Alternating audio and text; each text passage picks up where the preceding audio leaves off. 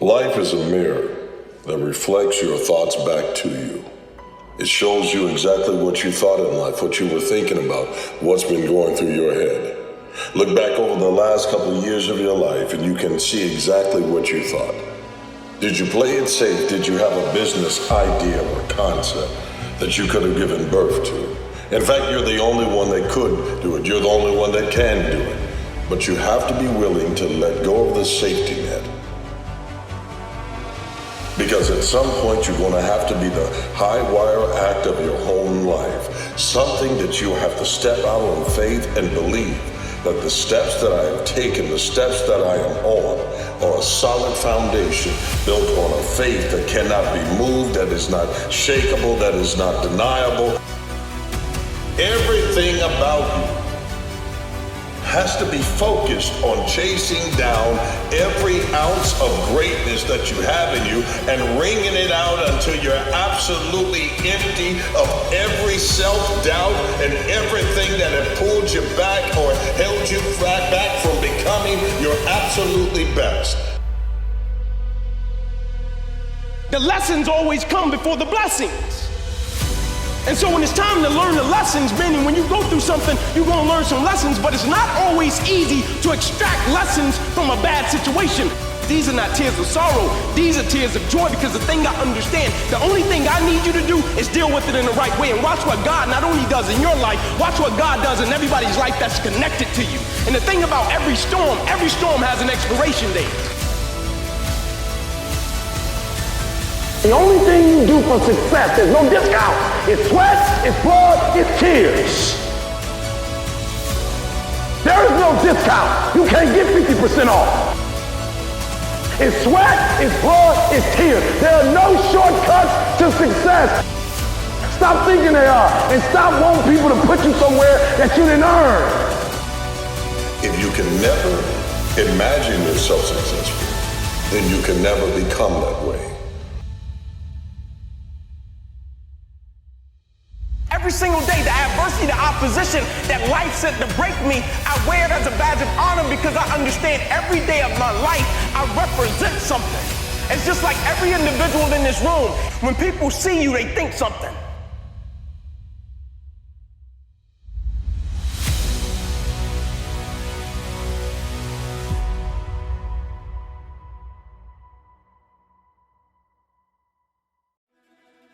Life is essentially suffering. And I believe that to be a fundamental truth. But perhaps not the most fundamental truth, because I think the most fundamental truth is that despite the fact that life is suffering, people can transcend that. And partly the way they transcend that is by pursuing things of value.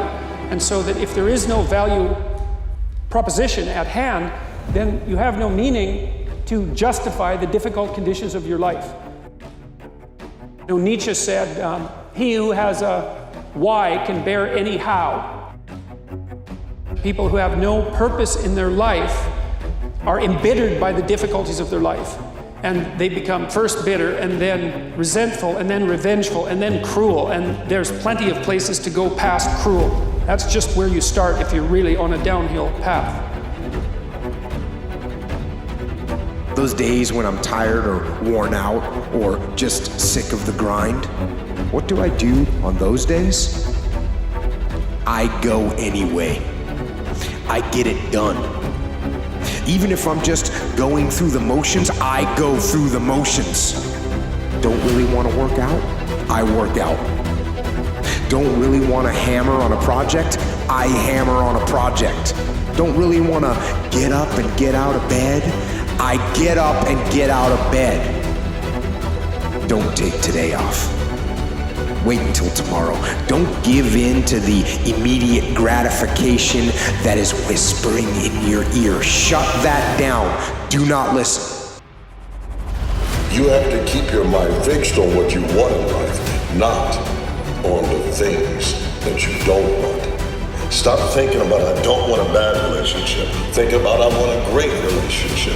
I don't want to be on a bad team. Then be the captain of a team that can overcome something. You got to be able to look at your enemies and look at them and remember that they're not your focus, they are a footstool.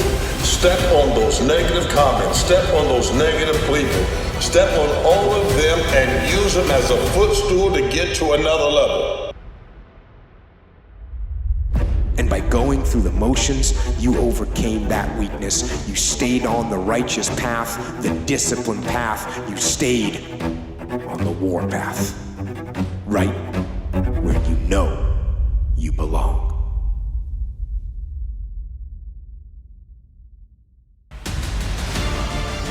Can you be committed to the process of what you do without being emotionally attached to the result of what you do?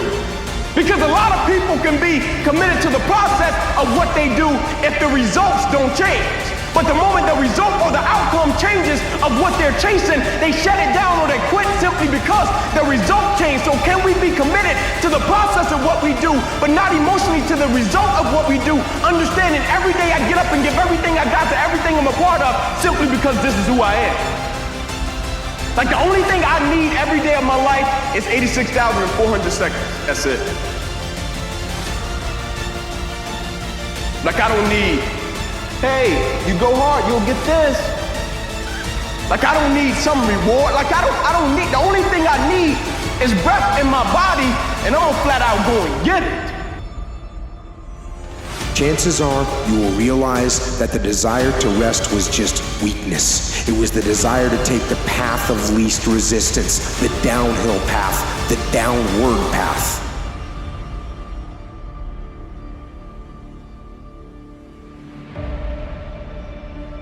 There is something great in you, but no one is ready for a thing until they believe they can acquire it. If you really want it, you gotta believe.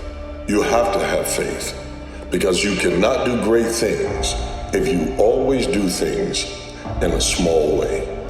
You want something great, you have to put something great on the line.